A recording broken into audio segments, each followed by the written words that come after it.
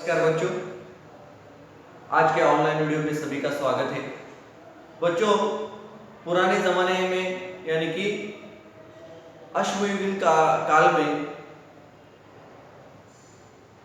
आपके जो पूर्वज, जिसे हम अश्मयुगीन लोग कहते हैं, पूर्वज यानी कि उनसे यह मानव जाति का क्या हुआ है,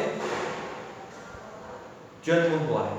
तो उस काल में वह एक दूसरे से बातें नहीं करते थे। आज हम किताबें पढ़ते हैं, आपस में बातचीत करते हैं, लिखावट करते हैं।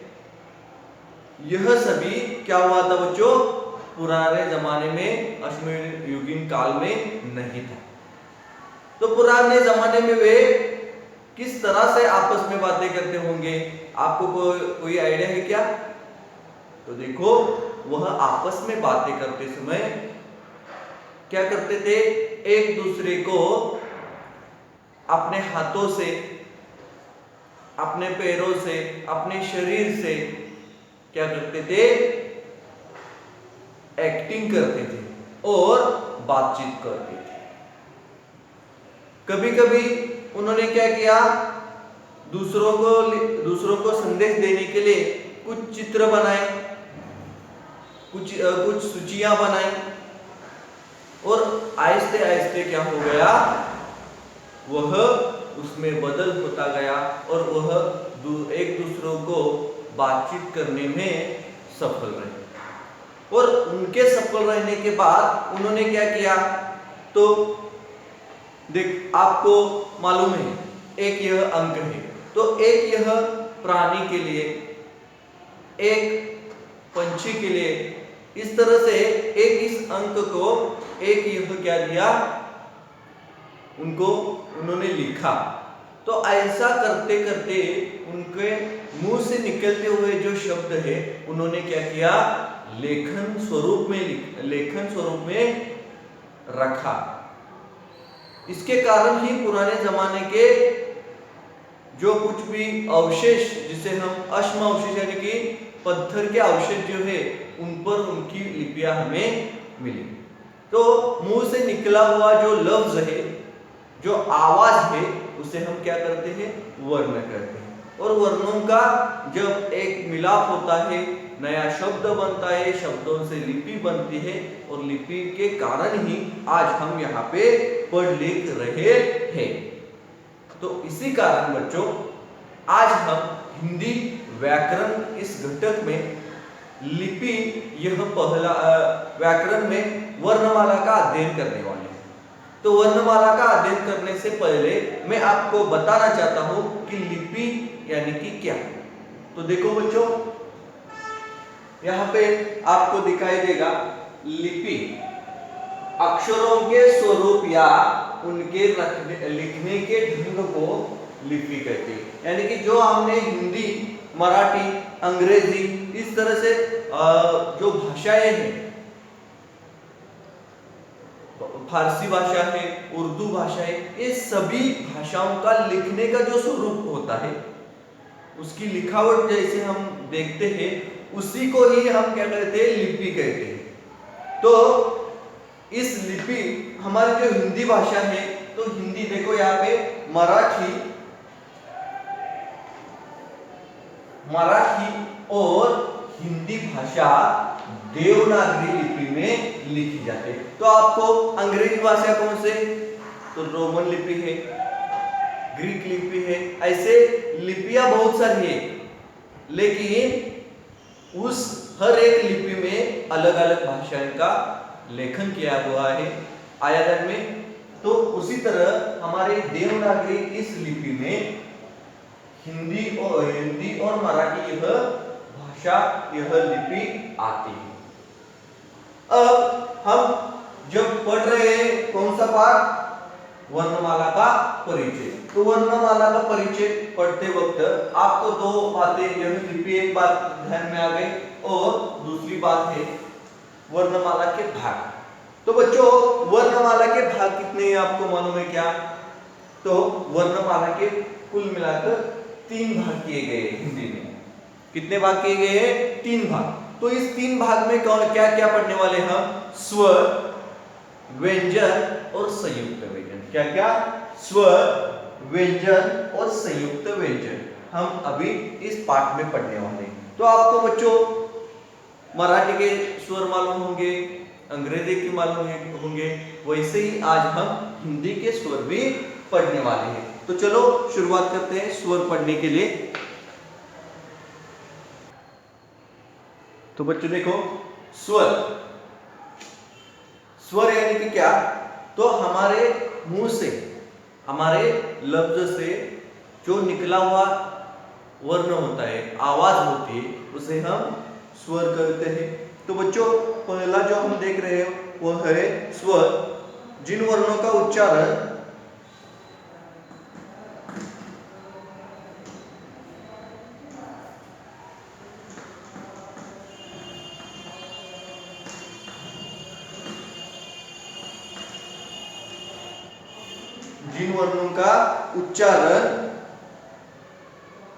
स्वतंत्र रूप से किया जा सकता है,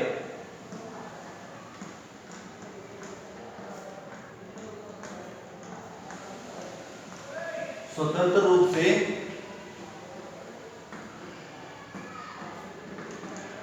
किया जा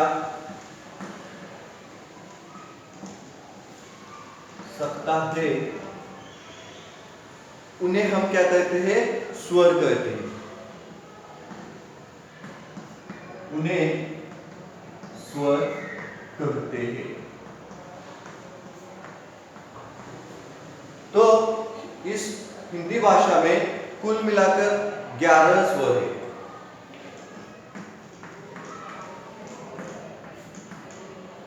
हिंदी में कितने स्वर हैं? 11 स्वर है। तो बच्चों आपको परीक्षा में सवाल पूछा जा सकता है कि हिंदी भाषा में कितने स्वर है, तो आपको बताना आना चाहिए कि हिंदी में कितने स्वर है? 11 स्वर है। तो वह कौन कौन से है? तो देखो, अ, आ, ई, उसके बाद उ, रू, देखो अ, आ, ई, उ, रू, ए, ऐ, ओ और औ। यह कितने स्वर हो गए बच्चों? 11 स्वर हो गए। 1, 2, 3, 4, 5, 6, 7, 8, 9, 10, 11। तो यह बच्चों हमारे हिंदी भाषा के कितने कौन से कितने स्वर है? 11 स्वर है। स्वर यानी कि क्या? जिन वर्णों का उच्चारण स्वतंत्र रूप से किया जाता है, उसे किसी की जरूरत नहीं होती, दूसरे अक्षर की, दूसरे वर्ण की जरूरत नहीं होती, उसे हम क्या कहते हैं? स्वर कहते हैं। तो उसके बाद बच्चों हम देखेंगे स्वर। अब हम उसके बाद देखेंगे व्यंजन। व्यंजन यानी कि क्या? बच्चों हम व्यंजन देखने से पहले यहाँ पे और दो स्वरों का इसमें समावेश होता है, और 2 स्वर देखो, यह है अ, उसके ऊपर अनुस्वार दिया जाता है, और दूसरा स्वर है, इसे क्या है? अनुस्वार। और दूसरा स्वर है, उसके आगे 2 बिंदु दिए जाते हैं, उसे विसर्ग कहते हैं। उन्हें क्या कहते हैं? विसर्ग। तो यह 11 प्लस यह 2, कुल मिलाकर 13, यानी कि स्वर 11 यहाँ पे दिए गए, उसमें ही क्या होते हैं? स्वर, और 2 स्वर मिलते हैं, जो स्वरादि कहला जाते हैं। क्या? स्वरादि कहला जाते हैं। तो इसके कारण कुल मिलाकर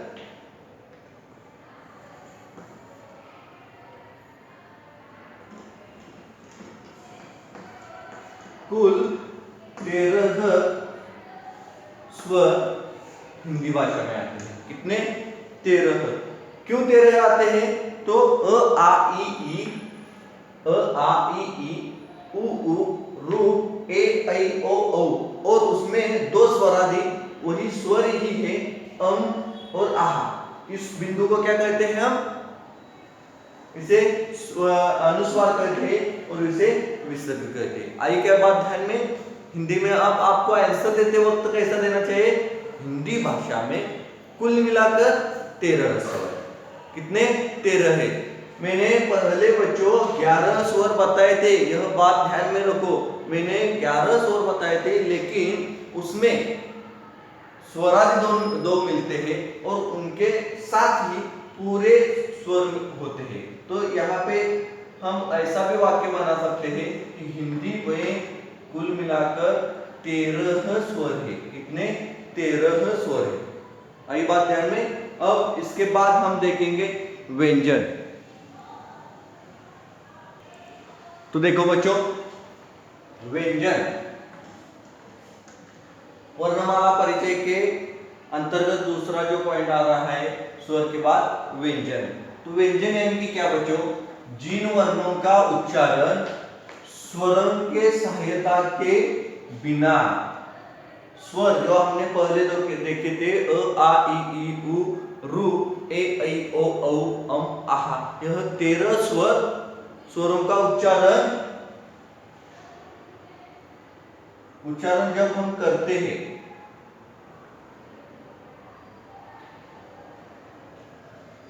देखो, जिन वर्णों का उच्चारण स्वरों के सहायता के बिना नहीं हो सकता। देखो, स्वर अ, यह स्वर है, तो यह स्वर है, इसको दूसरे किसी वर्ण की का जरूर पड़ती है क्या? अ को, यह अ कर ही पूरा हो जाता है। लेकिन कुछ ऐसे शब्द होते हैं, वर्ण होते हैं मुंह से निकले हुए, उन्हें 13 जो स्वर है, इन 13 स्वरों की क्या पड़ती है? जरूरत पड़ती है। जैसे कि यहाँ पे मैंने क यह दिया है, तो देखो क यह व्यंजन है। क्या है? व्यंजन। तो मैं अभी इस व्यंजन का किस तरह से उनमें स्वर मिले हुए थे वह देखेंगे। देखो, हमारे मुंह से जब क निकलता है तो ऐसा इनका पाँव मुड़ा हुआ होता है, इसमें अ यह स्वर मिलता है और यह पूरा क बनता है। यानी कि यहाँ पे क यह व्यंजन अब बन गया। उसमें क्या होता है? क, क्या कहते हैं हम? क और अ यह मिले होते हैं। वैसे आप इसमें से कौन सा भी ब, यह देखो ब, तो उसमें यह पहले आपको ध्यान में आएगा बच्चों, इनके पांव मुड़े होते हैं, तब यह अर्ध होते हैं, अर्ध स्वर होते हैं। यानी कि इनमें क्या होता है? स्वर नहीं मिला होता, इसलिए यह व्यंजन नहीं बनता। लेकिन इसमें ब में हम अ मिलाते हैं और यह क्या बनता है? ब यह बनता है। तो इसी तरह से बच्चों, हर एक अक्षर, हर एक वर्ण में स्वरों का क्या होता है? मिलाप होता है। स्वरों में मिले हुए होते हैं, उन्हें हम क्या कहते हैं? व्यंजन। यानी कि वर्णों का उच्चारण स्वरों के सहायता के बिना नहीं हो सकता। जिन वर्णों का उच्चारण स्वरों के सहायता के बिना नहीं हो सकता, उन्हें हम व्यंजन कहते हैं। तो हिंदी में व्यंजन देखो यहाँ पे कितने दिए गए?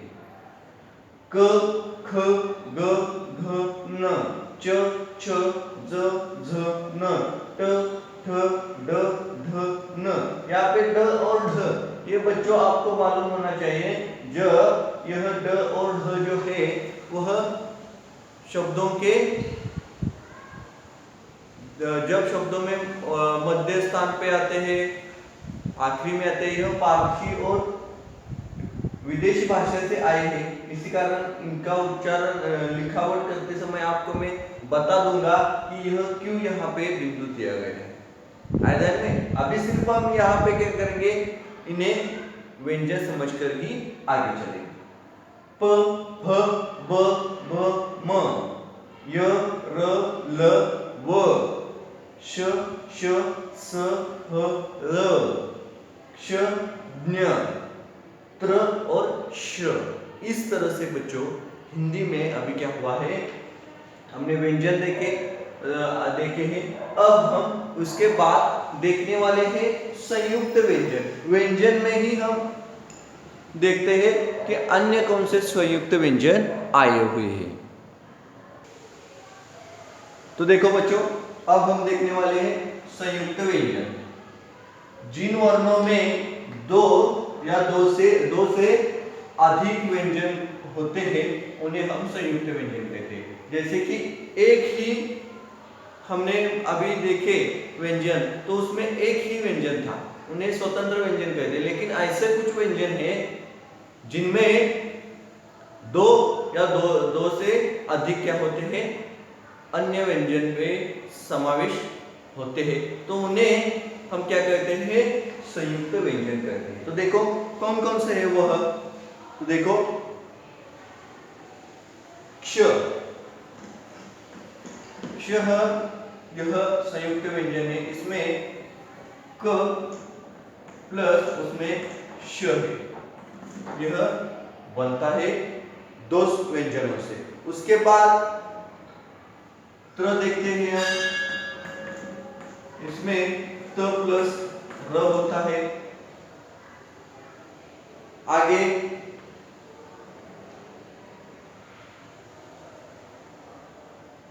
और कौन सा, य हो गया, श्र लेते हैं, तो उसमें क्या मिला होगा, श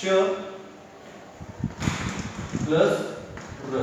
तो इस तरह से बच्चों क्या होते हैं, व्यंजन क्या होते हैं, संयुक्त व्यंजन होते हैं। तो इस तरह से बच्चों आज हमने वर्णमाला का परिचय इस घटक में लिपि, उसके बाद स्वर, व्यंजन और संयुक्त व्यंजन यह देखे हैं। तो इनको आपको घर में अच्छी तरह से पढ़ना है और ध्यान में रखना है। यहाँ पे हम खेलते हैं। धन्यवाद।